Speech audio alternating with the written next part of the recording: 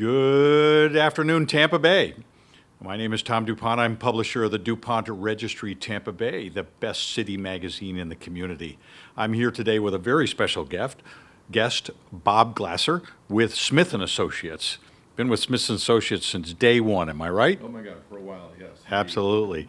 If you don't know, I'm sure you know Smith & Associates, a real estate firm that knows every marketplace in the greater Bay Area and participates in it. So, Bob, welcome. Glad to have you on board. Thank you.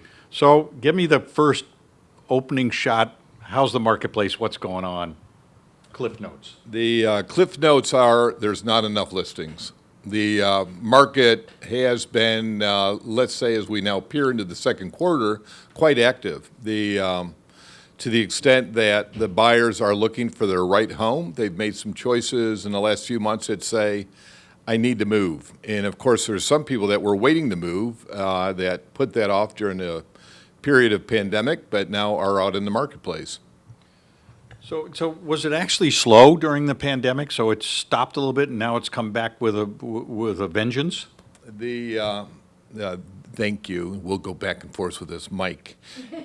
Yes, the pandemic, nationally and locally, we both had about the same numbers and drops. At least 40 to 60% of the housing market fell apart, and it creeped along, but very carefully. And we sort of decided not to participate as much as some people wanted us to, and allowed the market to direct us. And then the market directed itself shortly after the stay-at-home was lifted, and the people widely came out to the properties. And this time of year, Bob, is going into a selling and buying period for people reaching the end of the school year and wanting to relocate? And so, yes, that is what has fueled the market. It's still both in Hillsborough and Pinellas, largely a local market that is a move-up. And those people that had made the decision in 20 early that we're going to move have now been on the hunt. And being on the hunt means trying to find the best listing. And really, that's probably the most difficult thing right now for everybody. So a good house is hard to find. Let's focus for a minute on the high-end market. You always hear, everybody tries and sells. There's a bunch of people that buy and sell houses in the middle market, but the high-end market, the $1 million, $2 million, $5 million, what's the most expensive house we got for sale in Tampa Bay area right now? Of course, I study my own properties. We have a house that you featured, which we're thankful for, the Oaks out on Lake Denonasasso, which is $17.5 million, a beautiful estate out there, which has had some viewings in the last 3 weeks. But the overall market, where you start looking at luxury at the range above $2 million, there has been quite a few private showing listings that have taken place in the market. So anywheres from multiple $5 millions, $8 million, $9 million. We're about ready to publish by the end of June a list of properties that will be about a dozen, and that'll be above $4.5 million. That's a big, big number. That's something you just don't run away from. You have to find the right buyer for that kind of property. Now tell me, waterfront mostly?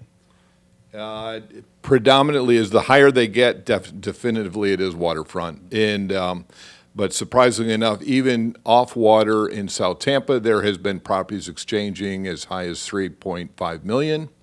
And it's local, and the people know what they want, and they're secure in our marketplace, and they're secure in spending their assets on real estate versus equities. I couldn't agree with you more. I like dirt. Mark Twain, the old saying, buy land. They're not making any more of it. That's correct. He wasn't correct when Florida was being founded, though, because they were digging up the intercoastal and backfilling things. Okay, so give us a little anecdotal. Probably the toughest sale or the most unusual sale, a house that you had, you don't have to name the specific property, but that was the most difficult to sell, and all of a sudden, boom, it sold? Anecdotally, I think there's a lot of them like that. But early this year, which is so hard to remember now, I mean, it's only June, but it seemed like a lifetime ago, but it was in January, we did close on a property in South Tampa that had I think, passed through the hands of many brokers, including our own office through a number of agents. So we usually track these homes. In this case, I think this home was probably a 7-year listing for everybody. Oh, my.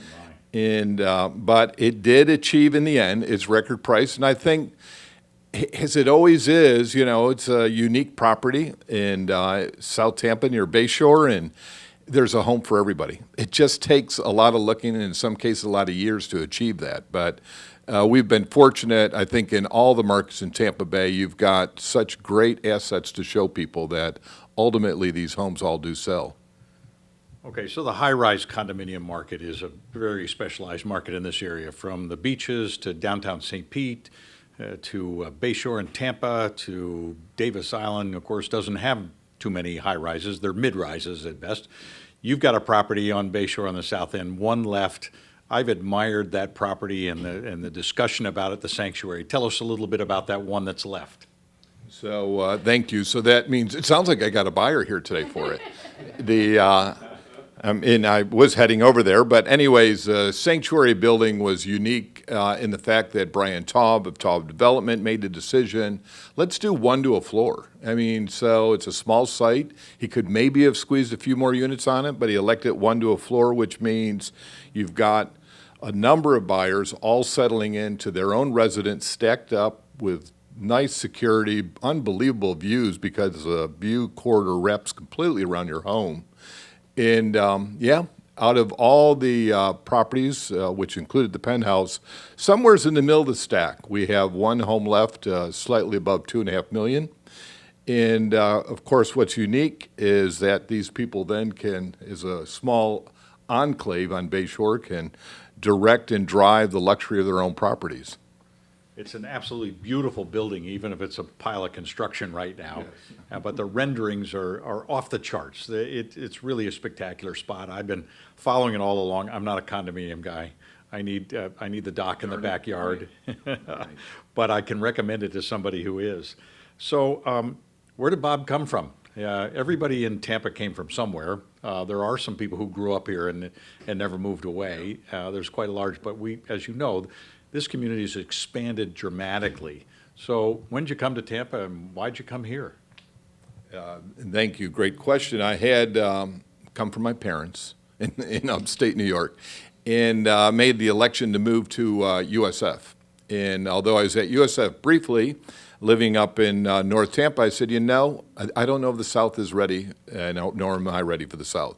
Went back briefly, and then when the snow hit, I said, yes, I am ready. And I stayed south, and of course, it wasn't so long after that I tipped my toe into real estate and stayed in it. So I've been very, very fortunate to enjoy at least 42 years in this industry in Tampa Bay. 42 years, that's a lifetime for a lot of people. So graduate of USF. Yes. Graduate of USF. What an asset to the community. I don't think a day goes by without USF being mentioned somehow. Yes. I'll toot my own horn for a minute. I got an email from the Muma School of Business at USF inviting me and anybody else who signed up to take a free course, 7 Wednesday nights for 2 hours, called Creative Leadership in the Post-Pandemic Era. Cool. And I said, I want to do that. So at the end of each evening, you have to take a quiz. And if you don't score 70 or better, you don't get a certificate.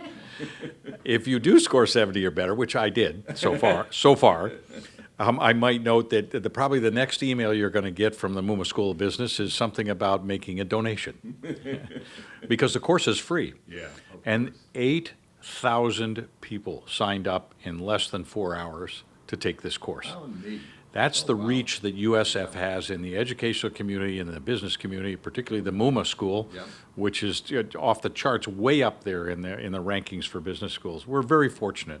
The people behind that school and the leadership and the community support has just launched a magnificent asset for the community.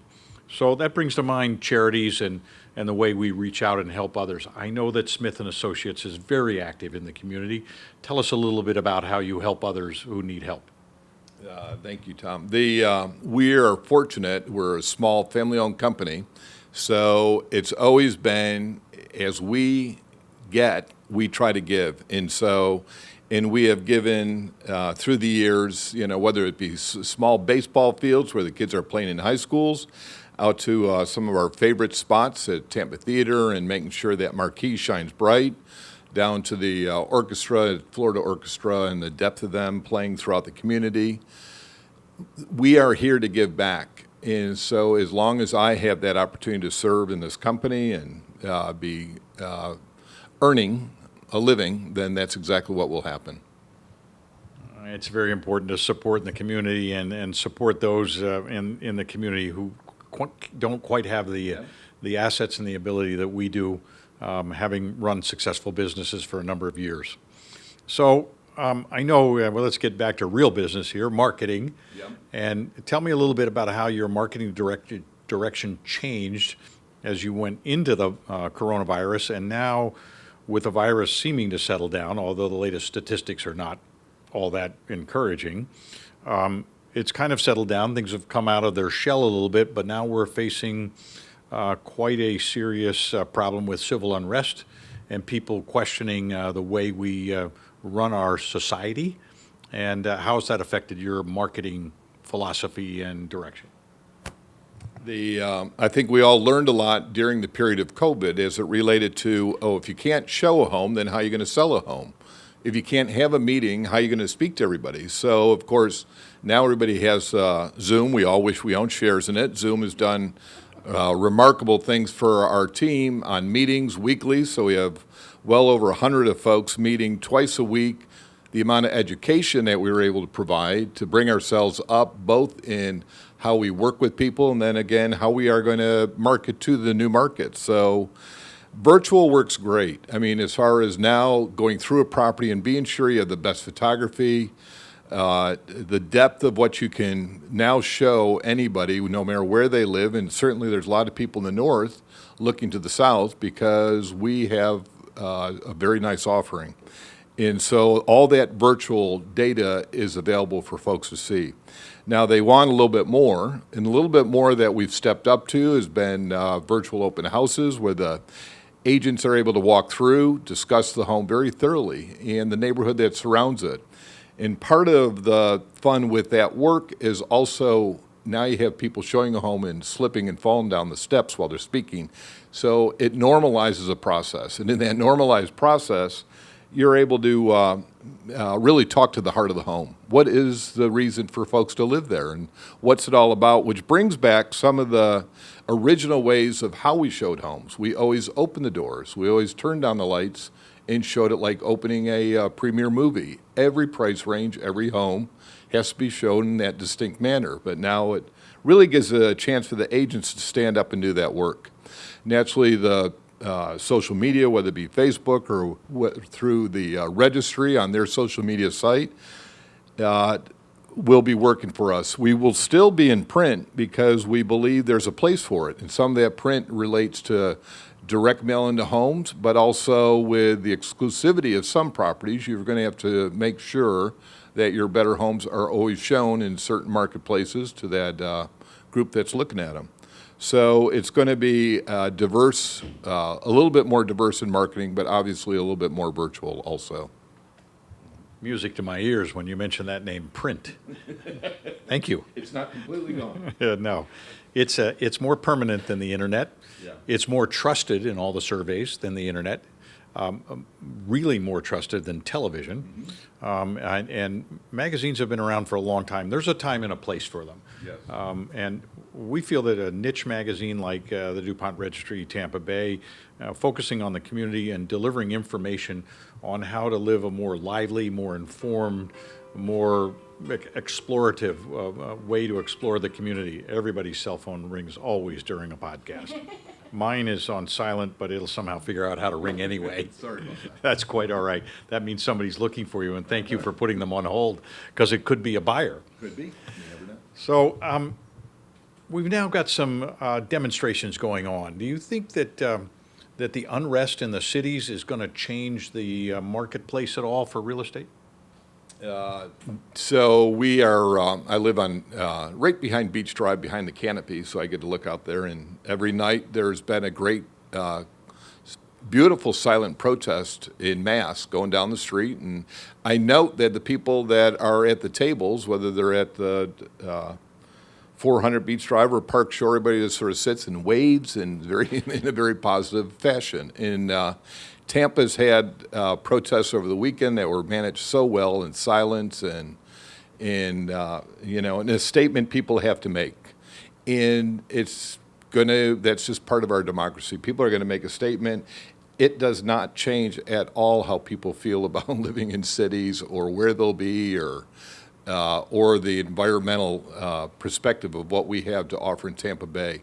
What I do note, because we speak to a lot of them, the corporations in the north that were centered in the city in Manhattan and some of these other markets, folks are not going back to work. They're working at home, and now they're ringing our phones saying, can we rent there during a 24-month period so we can test the market and see, and this is where we want to be. And for the most part, they want to be in near downtown Tampa, near downtown St. Pete, where they can get out and activate themselves. Well, that's interesting you should say that. I think you're quite correct. What's happening today is people exercising their freedom of speech, their right to the democracy to express themselves, and to the extent that we, and I mean all of us, listen to what people are saying, I think is the most critical part. And of course, if you listen, then what we're encouraging people to do is take the knowledge that you learn and then go find a way to move the American society and the American community forward. Yep.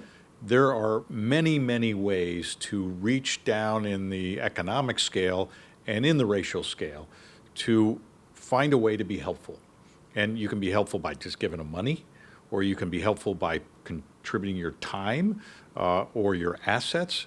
And I would encourage everybody, a good saying that came along a long time ago, the good Lord gave us 2 ears and 1 mouth for a reason. We're supposed to listen twice as much as we talk, despite the fact that you and I are talking today. But it's time to listen and pay attention and then really put our shoulder to the wheel to make it better. Tampa Bay is such a wonderful community for that kind of effort, for people reaching out and helping each other. Absolutely true. So we're very blessed in this community to have the kind of momentum we have, the kind of leadership in the community we have, and the quality homes and products and places to live. So let's pick an area that, coming back to business again, the most on fire as far as South Tampa, downtown Davis Island, St. Pete, the beaches, Clearwater, good old Bel Air, where I'm from. Yeah, it's a pretty spot. You mentioned all some great locations. We're interested. First, we see that since after April, most people are seeking houses over condos. Yet we're just finishing up closing Barrage on Bayshore, a new high-rise, and in there's only 2 residences left.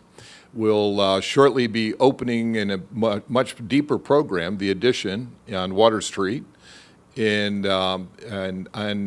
Bayshore Boulevard in Hyde Park. Coulter has a significant building going up that in the last 60 days there's been significant interest in it. And that was I was sort of surprised by that. That immediately people were looking at certain condominiums, certain areas quicker than others.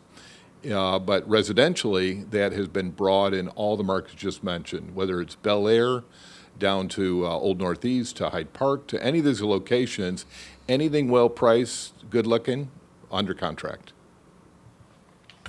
I mentioned Bel Air, and of course there's Bellevue Place, which is JMC Development's property that they developed. They originally scheduled, I think, around 130 units.